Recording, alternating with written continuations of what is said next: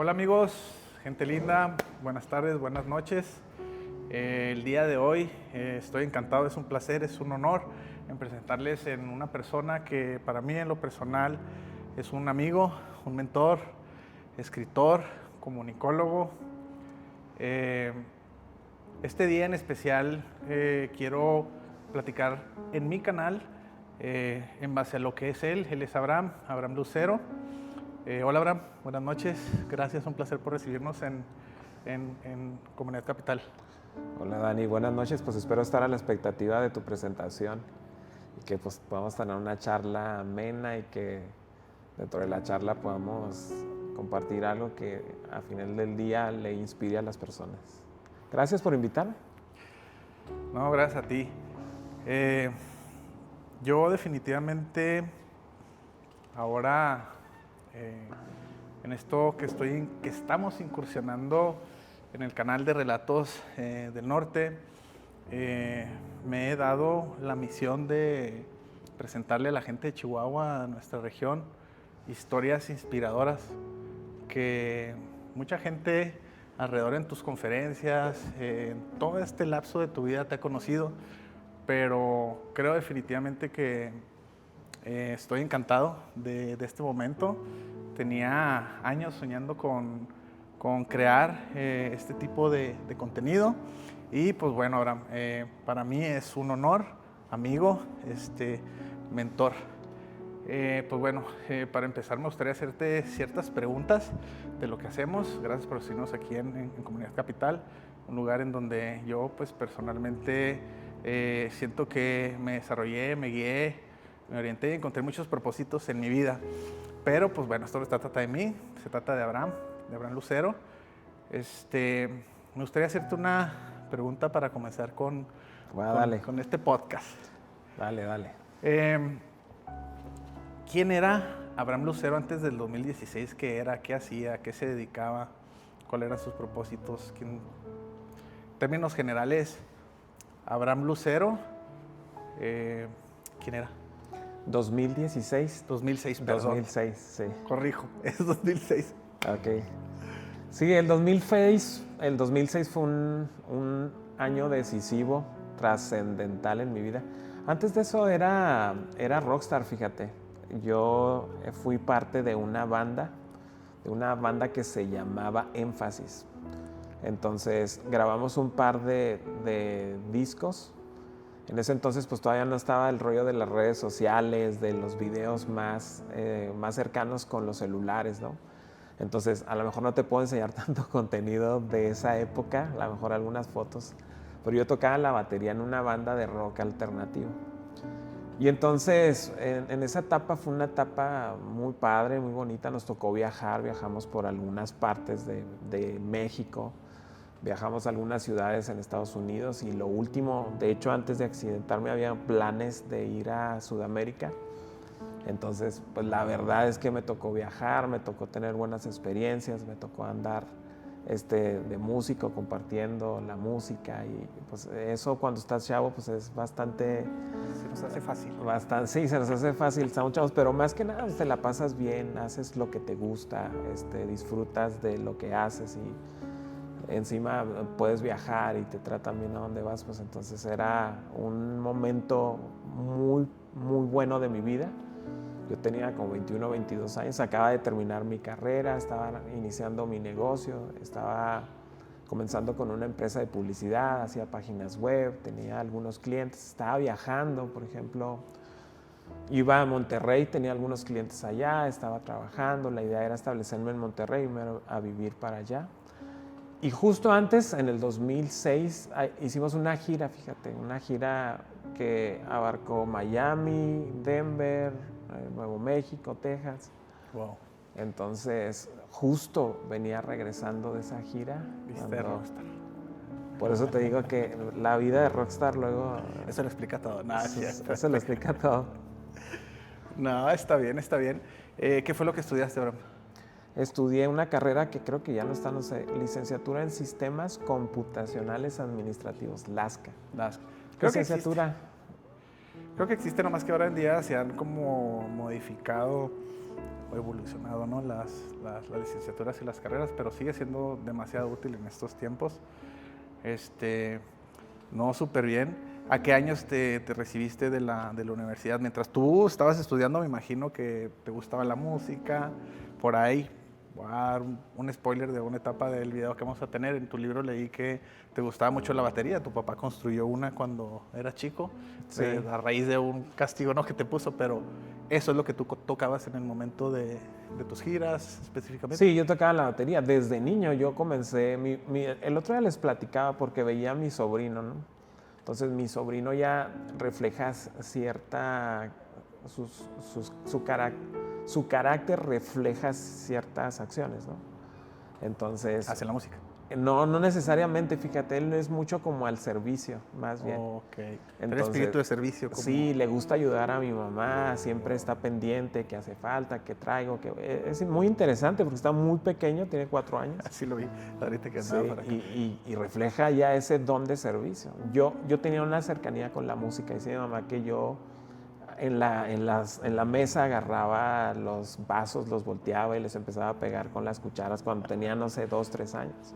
Wow. Luego lo que tú dices es por ahí de los 4 o 5 años, donde mi papá me construyó una batería con un tambor de los tarahumaras. Entonces lo parte a la mitad, una caja de galletas, era la tarola, un tambor de la banda de guerra era el bombo, la parte de abajo, y tenía un platillo por ahí quebrado. Entonces, eso era mi batería Frankenstein que mi papá me Un tambor del estilo tarahumara, ¿no? Artesánico también. Sí, artesánico. Tenía hasta como bordado así un tarahumara. O sea, estaba muy padre. Hay algo muy, muy peculiar, fíjate que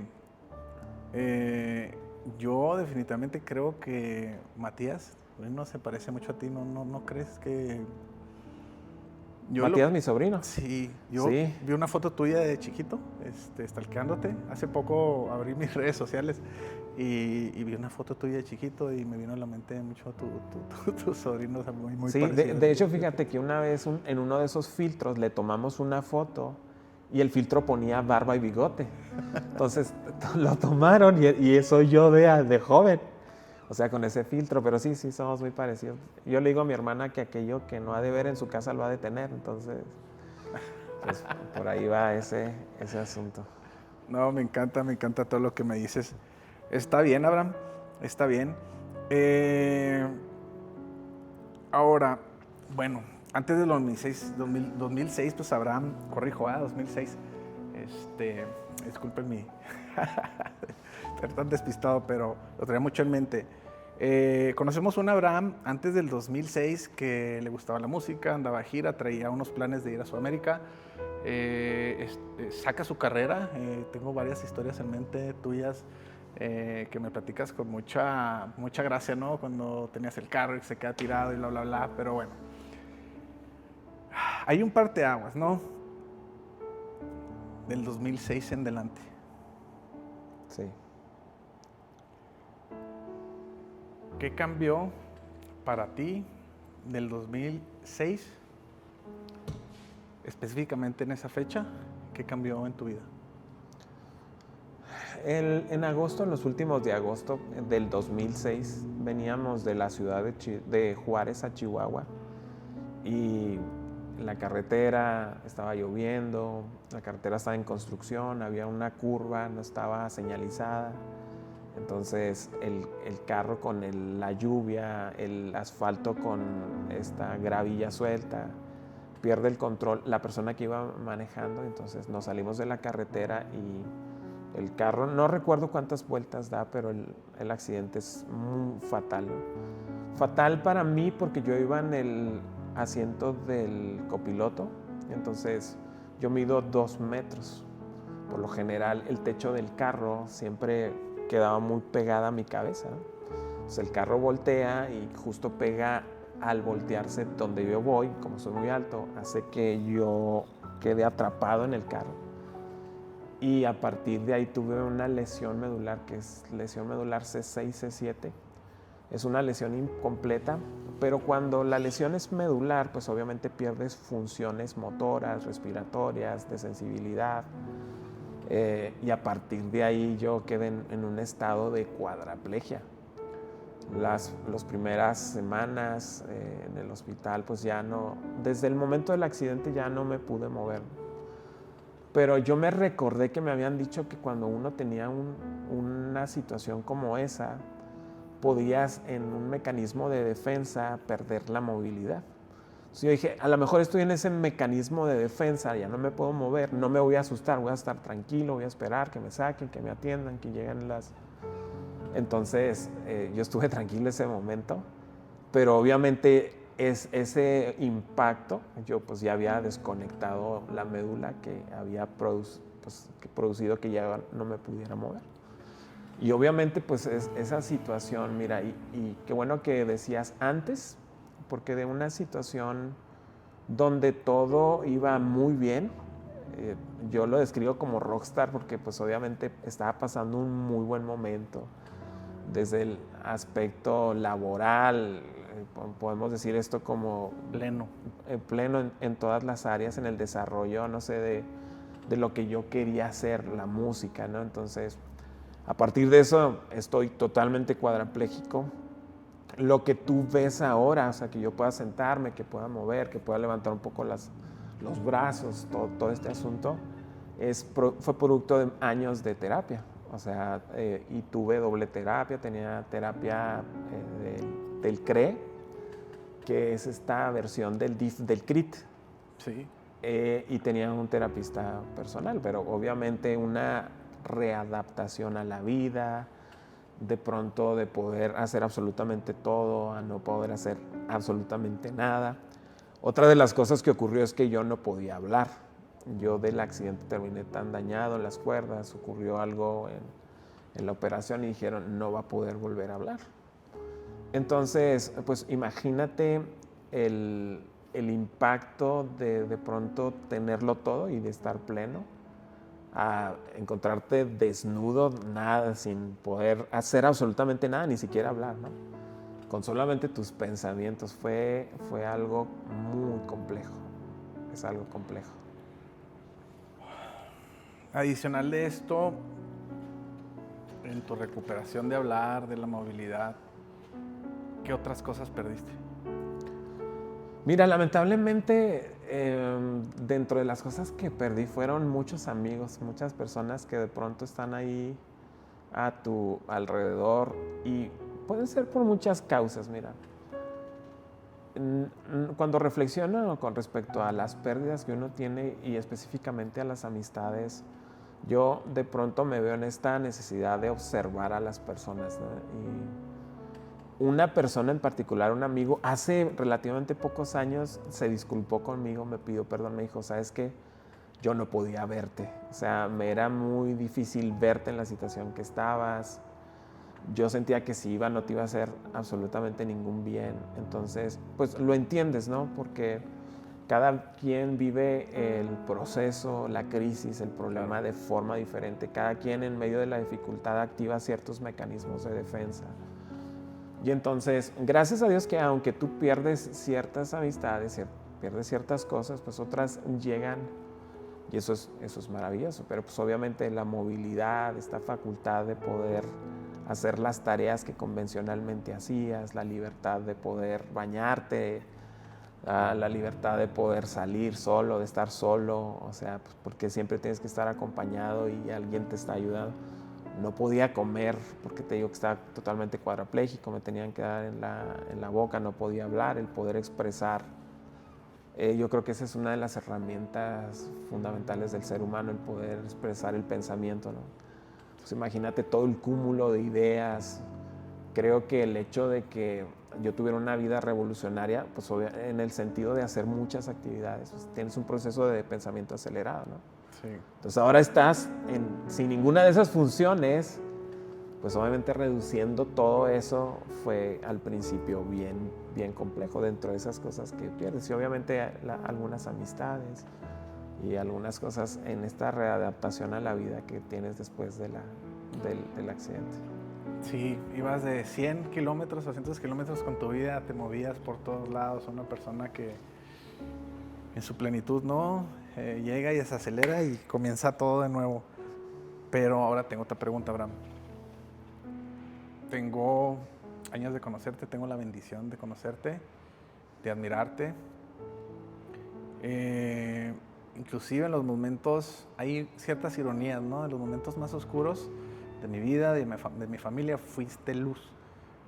Entonces, hay algo que me impacta mucho de ti y esta pregunta me gustaría que la gente lo sepa, lo vea, porque es digno de admiración. En medio de todo lo que estabas pasando, ¿cómo encontraste sentido a lo que ibas a hacer o lo que estabas haciendo para trascender? Mira, esa es una pregunta súper interesante. Creo que a lo mejor tengo que respondértela de varias formas, pero yo creo que yo en mi vida no entendía el concepto de sentido a totalidad, pero sí lo tenía interiorizado. ¿A qué me refiero? Mira, es interesante porque yo creía que mi sentido de vida iba en función de la música. Okay. Entonces, al momento de no tener la facultad de tocar, de hacer música, entonces te lo puedo decir que yo no me vi en un conflicto existencial por el sentir que ya no tenía propósito. De nuevo te digo, yo pensé que mi propósito era la música, pero me di cuenta de que aunque no tenía la música, mi vida seguía teniendo sentido. Y yo creo que eso se fundamenta en la fe. Para mí la fe es fundamental en mi vida, en mi proceso de pensamiento, en mi cosmovisión, en mi visión de las cosas. Yo creo que el hecho de tener fe me ha dado un sentido de que aunque me falten las extremidades, los brazos, los pies, las funciones, mi vida aún no tiene, aún tiene propósito, aún no ha acabado mi propósito. Fíjate que descubriendo después, y aunque no es un concepto que comparta mucho, hay un concepto japonés que se llama Ikigai. Okay. El Ikigai es esta noción de cómo nosotros tenemos propósito, como la forma en que descubrimos propósito. Y una de las cosas que más me gustó de este concepto es que dice que el propósito es aquello que se regala a otro. O sea, el propósito no tiene que ver con uno, sino con lo que tú le das a otro. Wow. Ikigai. Entonces, cuando descubrí eso, me pareció maravilloso. Porque ahora no a través de la música, sino a través del ejemplo. Es más, tal vez podría no haber hablado, pero probablemente el ejemplo hubiera hecho que yo comunicara sin palabras, porque eso a final del día ocurre. Y eso es un regalo que le das a otro. Bendito sea Dios que yo recobré la voz y creo que ahora a través de la voz tengo esa herramienta, una facultad de poder compartir mi historia, de poder compartir mi experiencia, de poder compartir mi fe y a través de eso hacer un regalo a otro. Entonces, cuando yo doy un regalo a otro, mi vida tiene sentido y es magnífico, es maravilloso.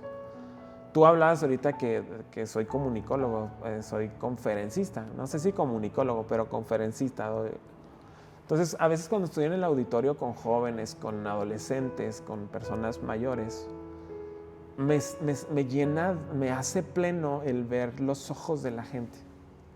Cuando a la gente le cae el 20, para mí el concepto de la noción, sí, cuando produces eso en la gente, yo digo, este día... Ver la reacción de la gente. Sí, ver la reacción de que se le prendió el foco, porque puedes ver la mirada en la gente. Cuando eso ocurre en la gente, para mí es magnífico. Para mí es el regalo que yo pude dar y ese día valió el esfuerzo.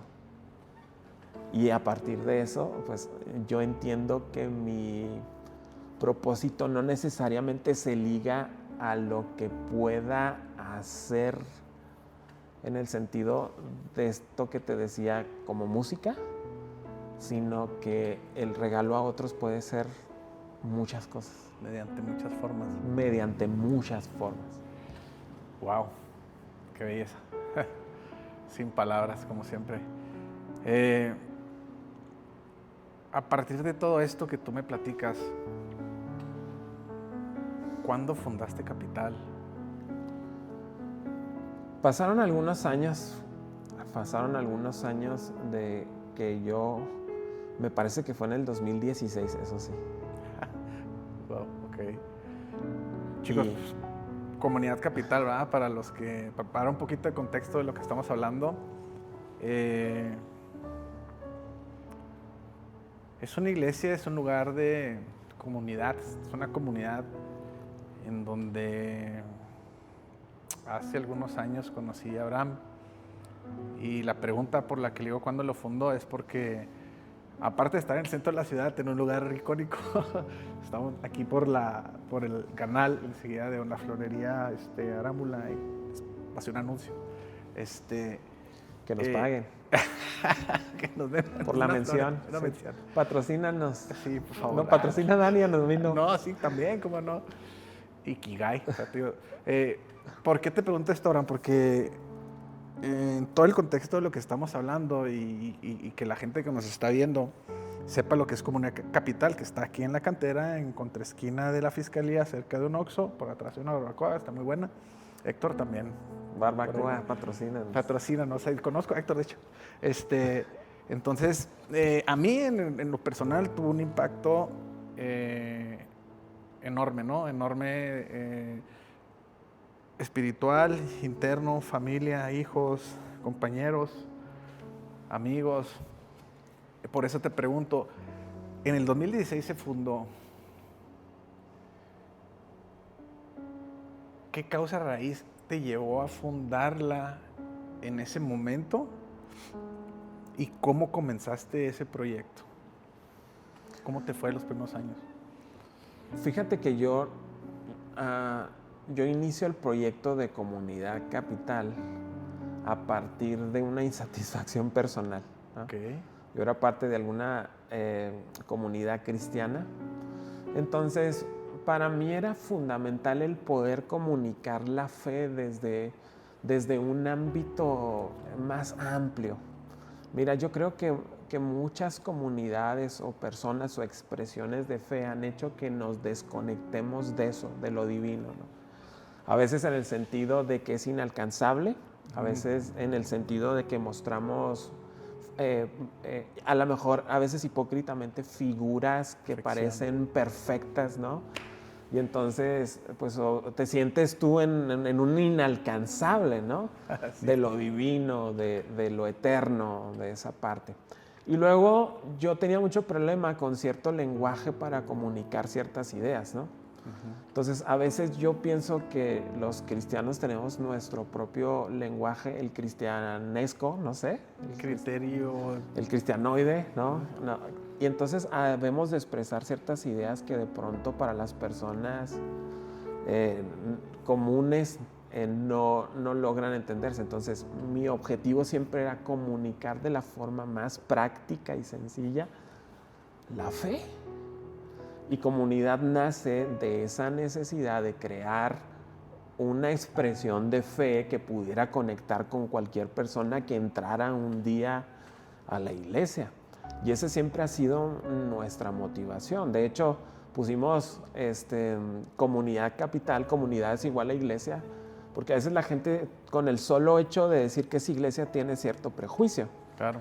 Entonces yo quería que todo comunicara, que entraras y no pareciera iglesia, que entraras y no oliera a iglesia, no se viera como iglesia, sino que entraras en un lugar donde tú pudieras conectar rápidamente, pudieras estar a gusto, tranquilo, disfrutar, venir con tu familia, saber que ese día te ibas a llevar a algo importante en la vida, te ibas a sentir identificado con el mensaje. Para mí siempre ha sido fundamental el comunicar eso. Y de ahí nace Comunidad Capital. Wow. ¿Te fue muy bien cuando pensaste, batallaste, todo fue fácil? ¿Qué fue lo que sucedió para, en este momento, pues, en lo personal, yo aquí me casé, aquí nos casamos, se me hace un lugar muy bonito, un lugar que sin duda alguna no se hace de la noche a la mañana, hay luces, hay sillas, un lugar cómodo, grande. ¿Tú comenzaste aquí en este lugar? Comenzamos en un hotel. Comenzamos en el Hotel San Francisco, atrás de Catedral. Y obviamente rentábamos el domingo una sala. Luego, gracias a Dios, nos pasaron a otra sala más grande con el mismo precio de la sala chica. Y ahora la sala chica, si no había eventos, estaban ahí los niños. Pero las actividades fueron creciendo como iglesia. Había reuniones de mujeres, de hombres, reuniones de liderazgo. Entonces, pues obviamente un lugar que rentábamos por un solo día nos era insuficiente, ¿no? Y nos vimos en la necesidad de buscar un lugar, una paquetería. Aquí parecía taller mecánico. En una semana conseguimos el dinero.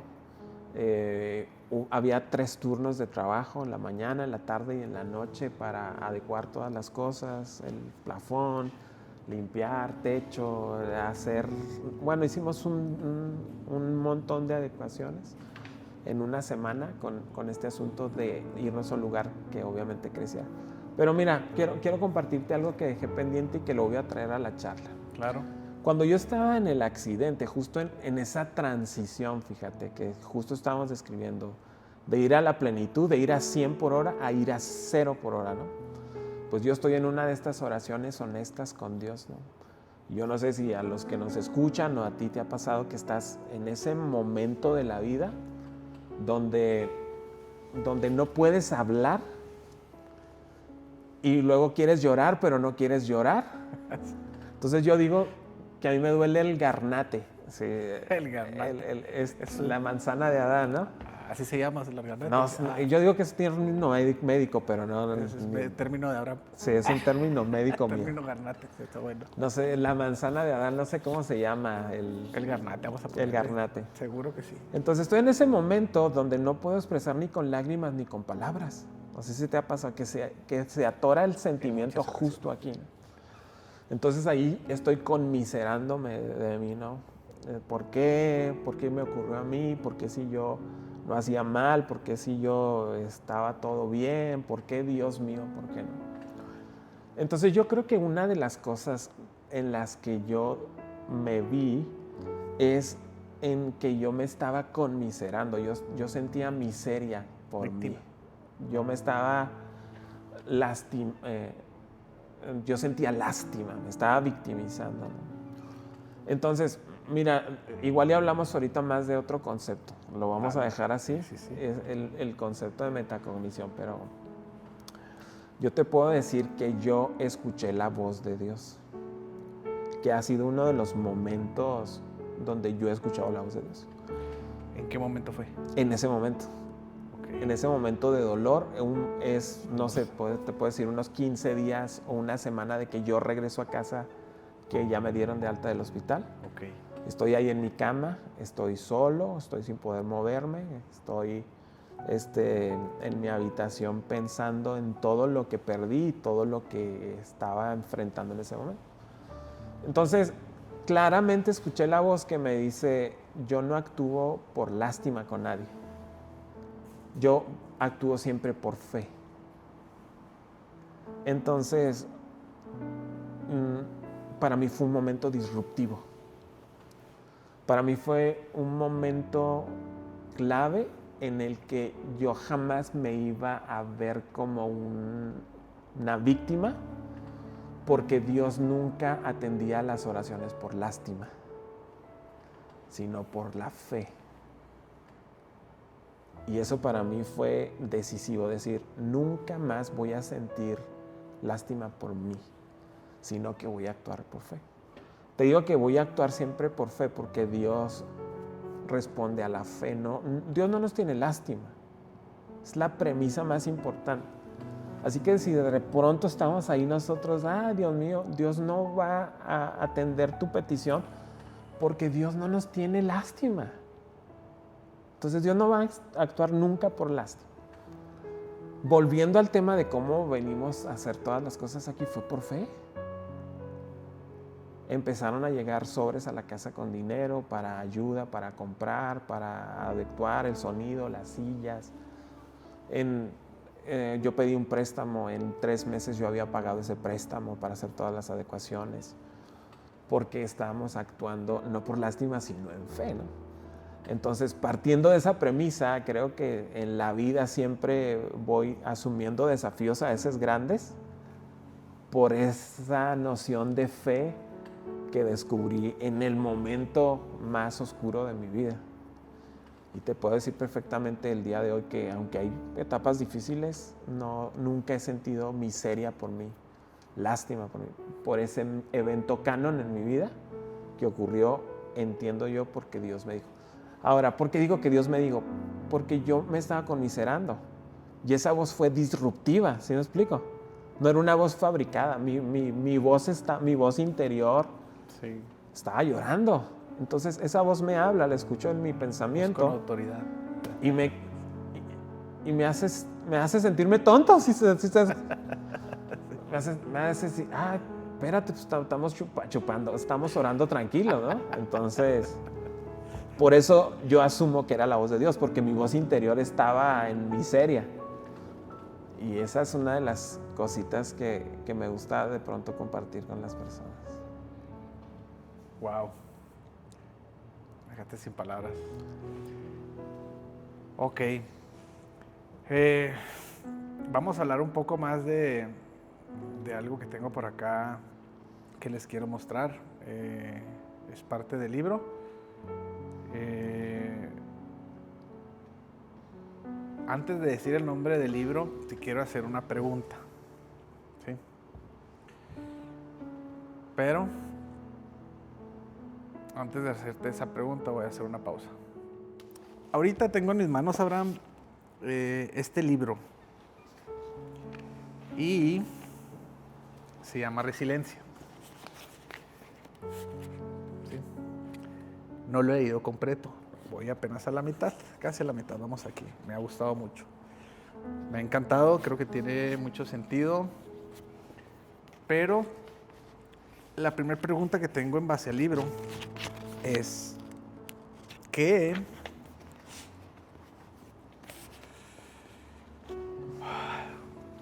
fue lo que te hizo decidir escribirlo?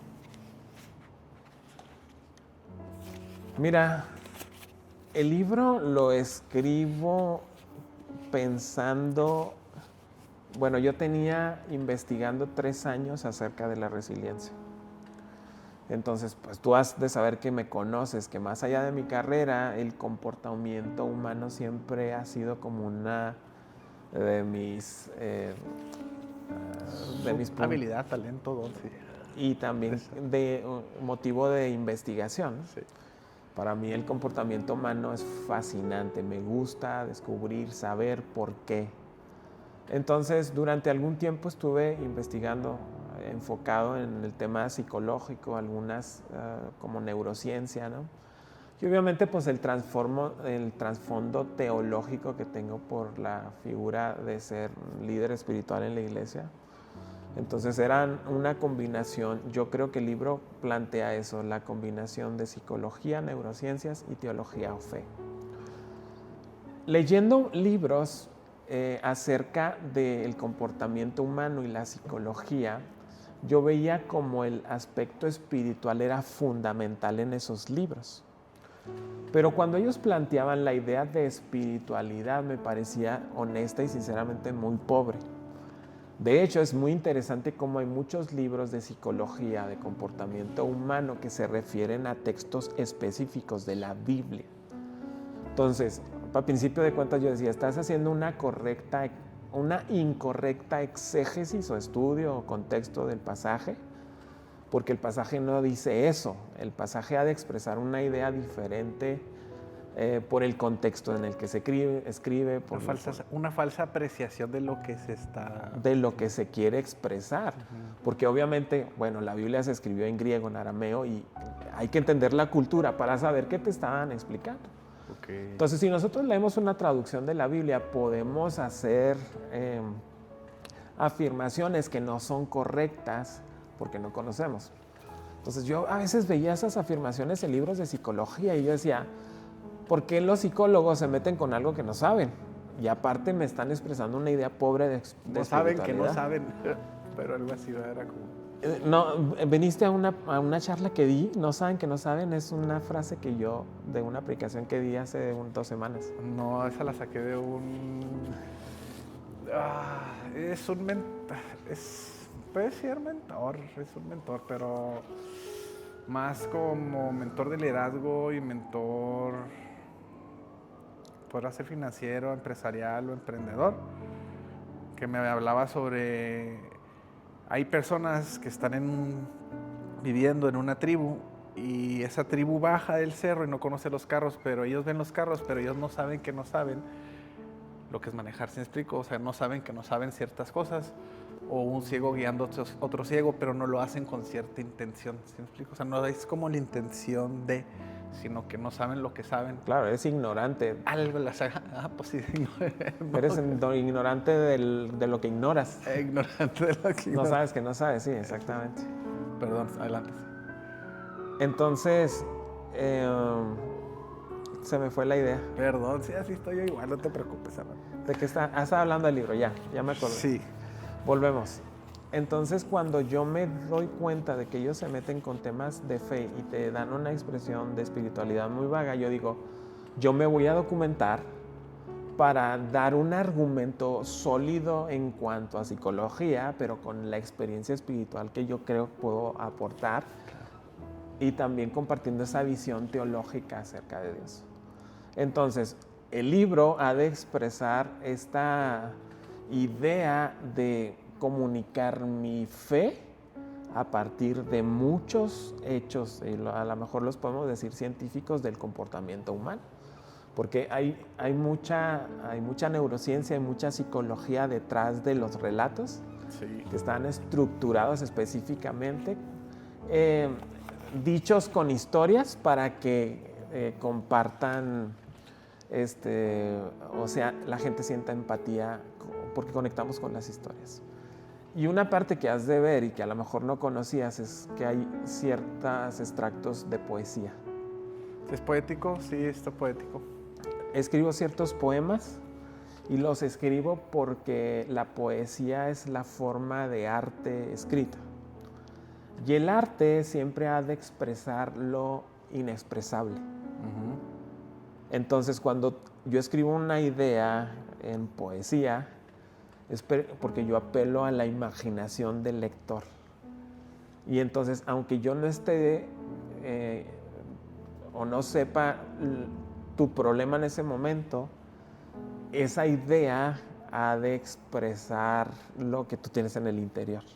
Generaliza cualquier tipo de problema, lo generalizan desde el comportamiento humano, claro, como lo que me hablabas de metacognición, que por cierto, metacognición no lo leí en un libro, lo conocí por Abraham en una de las veces que venía, que es la capacidad de tener entendimiento, de procesar lo que estás pensando, ¿cierto?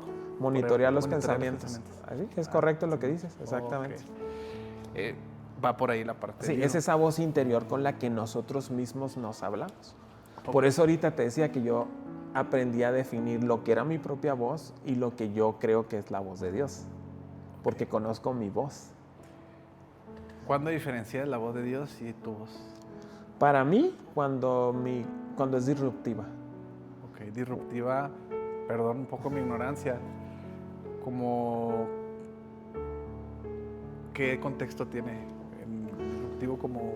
Disruptivo para mí es algo que va en contra de lo que en ese momento estás pensando. Y yo en este sentido, cuando yo estoy pensando negativo, okay, esa voz es una voz positiva, ¿sí me explico?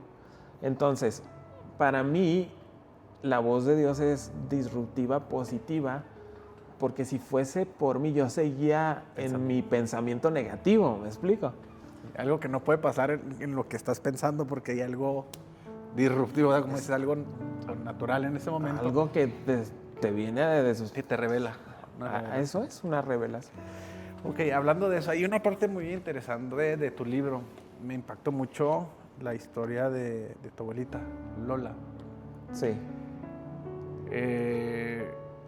Me impresionó bastante que Lola a sus, no sé si 12 años, logró ver a personas que en ese momento había un tipo de peste y los enterraban vivos y alguien le estaba pidiendo una taza de atole en su momento de su lecho de muerte, ¿no? Y aún así les echaban tierra.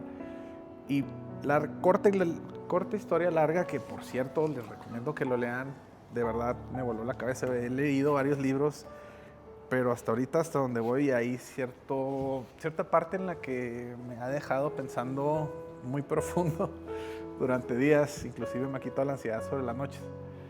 Pero hay algo que me gusta mucho, Abraham, en lo que tú escribes en ese libro, sobre el valor de la actitud, que hemos tocado ese tema.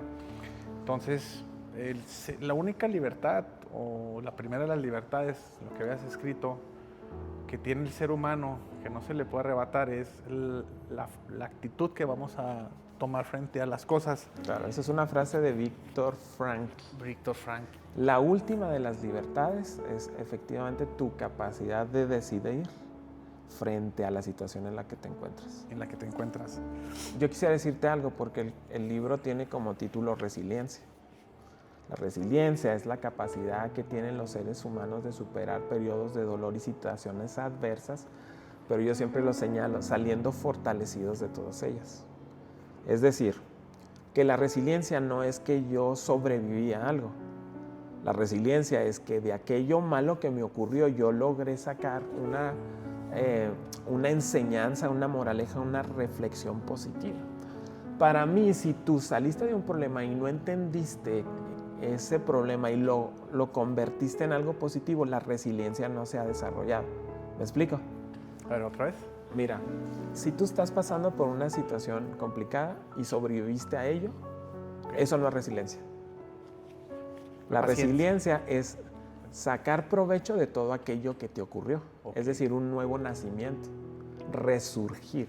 No sobrevivir, sino transformar toda esa mala experiencia en algo que te impulse. Es decir, saliendo fortalecidos de todos ellos. La resiliencia es justo eso. Cuando nosotros logramos dar significado, ahorita has utilizado la palabra significado, a aquello malo que nos ocurrió. Ahora, podemos vivir habiendo superado un problema, pero el problema sigue siendo parte de nosotros. ¿Sí me explico? Sí. Salimos del problema, pero el problema no salió de nosotros. Entonces la resiliencia es justo tomar esa mala experiencia y convertirla en algo que te dé impulso para la vida. Ahora, ¿por qué te lo dije? Porque yo creo que el catalizador de eso, es decir, a final del día, es justo la voluntad de decidir qué es lo que estás expresando. Porque yo constantemente hago una pregunta: ¿qué hace que unos tomen una actitud positiva frente al conflicto y otros se derrumben? No son capacidades extraordinarias, no es que yo haya nacido con una propensión genética a la resiliencia, no es que yo sea más iluminado, que sea más inteligente. A final de cuentas, al día, en el último de los términos, nuestra capacidad de voluntad de decidir es aquella que determina si vamos a ser resilientes o no. Definitivamente, con todo esto lo que estamos hablando,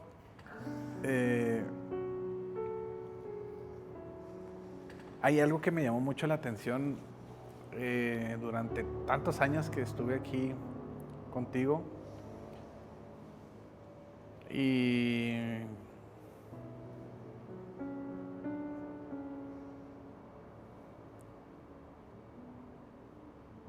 era un lema que decías: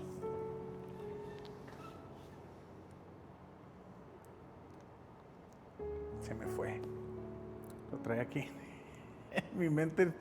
No, es que divaga mi mente neurodivergente sobre lo que estamos platicando de la actitud y de la decisión de lo que... ya, Dios nos respeta tanto, ya, listo. Hay algo que me gustaba mucho que decías tú, que tiene que ver mucho con el libre albedrío de la decisión. Si yo tomo la decisión, que no es algo extraordinario, sino es algo, la capacidad innata del ser humano desde que nacimos de determinar una decisión. Pero hay una frase que me ha impactado por toda mi vida, y es: Dios nos respeta tanto que nos deja tomar nuestras decisiones. Claro. Y eso tú me lo enseñaste a mí. Entonces, para dar un contexto final de lo del libro y de lo que estamos platicando, porque tengo dos preguntas. Esta y la última que te la voy a hacer a ti más personal. ¿Qué mensaje tienes para toda la gente que nos esté viendo? Que sé que así va a ser. Que estén pasando por un momento difícil y complicado, ¿no? En término difícil y complicado para muchas personas puede ser diferente, ¿no? Cada persona visualiza el contexto de lo que le pasa de diferentes maneras y yo no minimizo nada, sino que a cualquier persona que nos esté viendo en este espacio, ¿qué mensaje tienes para ellos? Mira, voy a construir una idea y a veces parece que estoy divagando porque mi mente también es divergente, pero luego verás que el pensamiento es convergente, ¿no? Una de las ideas que ha de expresar, y estoy haciendo una muy generalización de Sigmund Freud, es que la depresión es la enfermedad de la voluntad. Entonces, partiendo de la idea con la que veníamos construyendo el argumento, hablamos de la voluntad como el catalizador de todas las cosas. Es decir, cuando te compartía esa vez, creo que no te expresé la idea completa, pero creo que Dios nos da tres cosas. Nos da una moral natural, que todos los seres humanos venimos con una noción natural sobre la moral. C.S. Lewis lo expresaba de forma más puntual. Creo que nos da una voluntad, una capacidad para tomar nuestras propias decisiones, el libre albedrío. Y también, según la Biblia, Él puso eternidad en el corazón del hombre, esta necesidad de trascendencia, ¿no? Creo que en algún punto, y es aquí donde yo quisiera comunicar a las personas, volviendo a estas analogías que hacías ahorita de no sabe que no sabe, y te voy a spoilear el libro para el final, pues, ni modo. Para que la gente se interese y por favor se lo recomiendo de verdad. Yo creo que los seres humanos no queremos querer. Para mí ese es un aspecto importantísimo, porque eso refleja el sentido de la voluntad.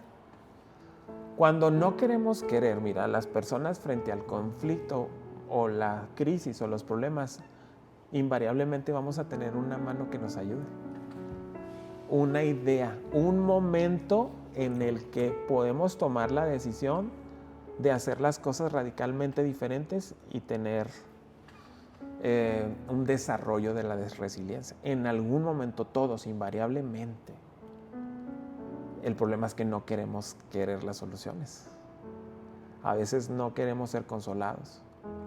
A veces no queremos que la gente, o no queremos recibir ayuda, o no sabemos ni siquiera recibir ayuda. Hay personas que no saben recibir ayuda. No queremos querer. Ahora, ¿cómo entiendo yo esto de queremos querer? Tú conociste a mi hijo, a Edwin. Claro. Un pequeño, no les voy a spoilear la historia, léanla, compren el libro, abrahamlucero.com, pueden irlo ahí. Voy a ponerlo debajo para que... Pueden comprarlo a través de la página web, tengan la seguridad que les va a llegar, todo está. Voy a poner el ahí. Pago es sin problema, es una ¿Se plataforma. puede pedir por...? Sí, o sea, lo pagas con tarjeta y te llega a la casa. Pueden venir aquí también los domingos. Sí, pueden venir aquí a Comunidad Capital, igual le dejas sí, bajar dirección, links, todo. Cuento una historia larga, corta. Mi hijo cae en paro y él muere 32 minutos. Tiene un paro cardiorrespiratorio y él muere 32 minutos.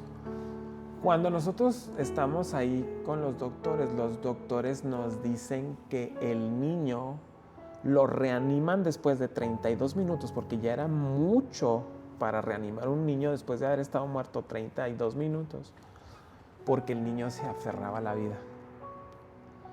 Entonces, cuando a mí me dicen que el niño se aferraba a la vida, yo me derrumbo. Porque lo que me estaba comunicando sin palabras mi pequeño era que él quería querer.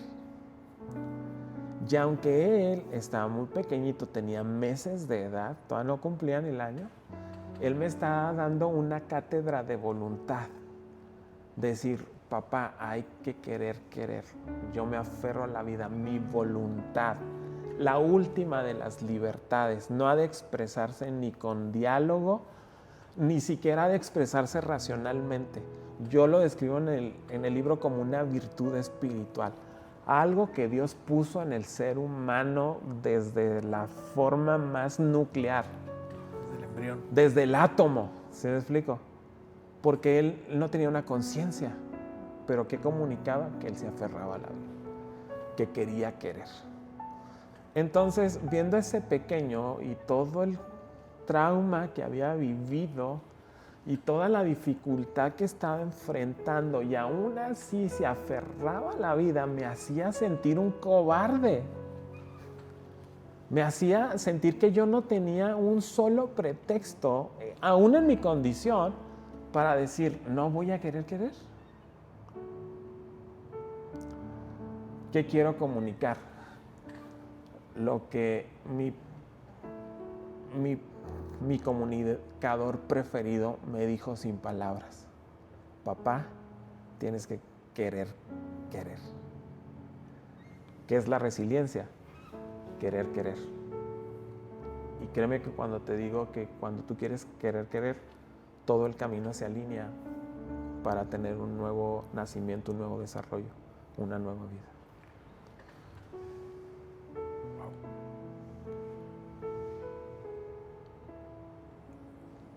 Gracias, Abraham. Muchas gracias. Me dejaste sin palabras y sin aliento, como siempre.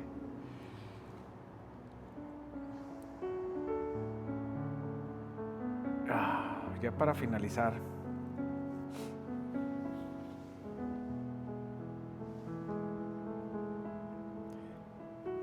¿qué le dirías a Abraham del 2006?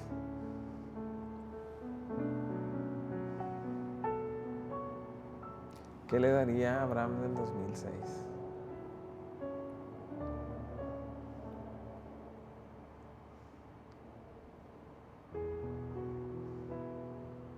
Creo que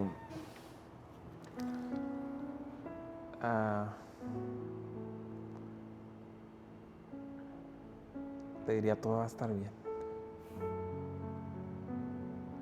Todo va a estar bien. Al final del día todo va a estar bien. Creo que sería lo único que le diría. No le spoilearía nada. Yo tengo una certeza firme, una convicción profunda de que estoy contento con la persona que soy el día de hoy. Y eso es una plenitud que surge de lo profundo del corazón. Entonces, a pesar de todas las dificultades, le diría, vas bien. Vas bien. Sigue por ahí. Al final del día, todo va a estar bien. Creo que sería lo que le diría. Muy bien. Muchas gracias, Abraham. Chicos, pues les agradezco, mi gente linda, de tomarse el tiempo de escuchar este podcast. Yo le llamo Conversaciones Abiertas en nuestro canal Relatos del Norte.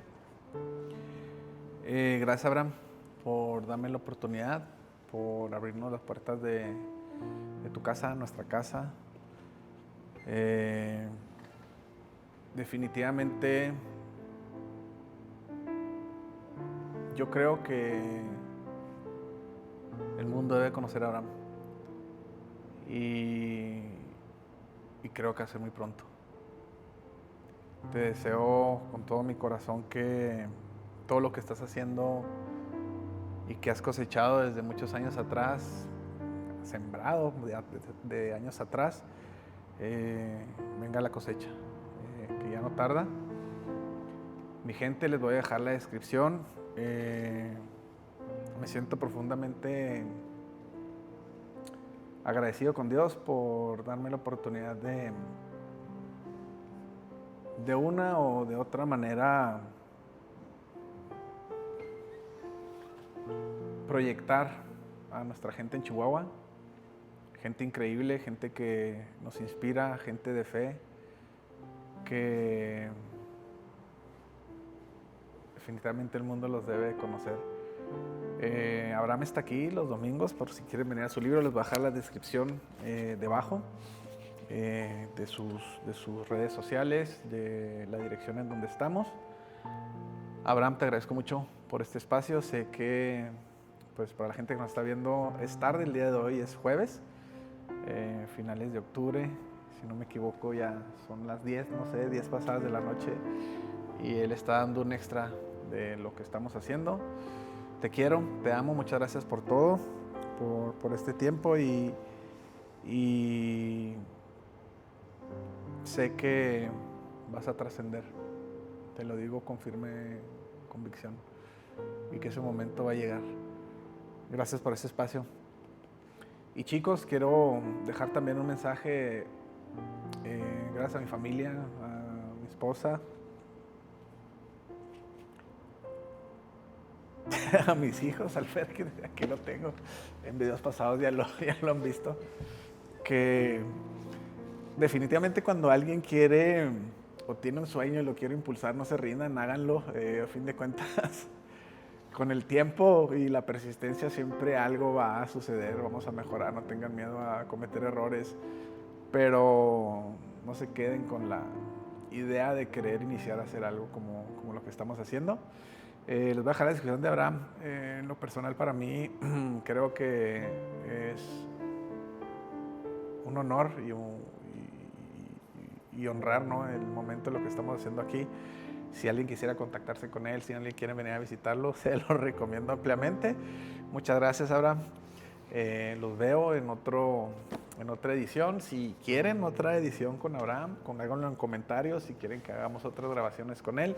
Si en algún momento llega a dar conferencias, pues también vamos a estarlo proyectando dentro del canal o en nuestras redes sociales. Les deseo que hayan disfrutado de este video y pues les mando un saludo, gente.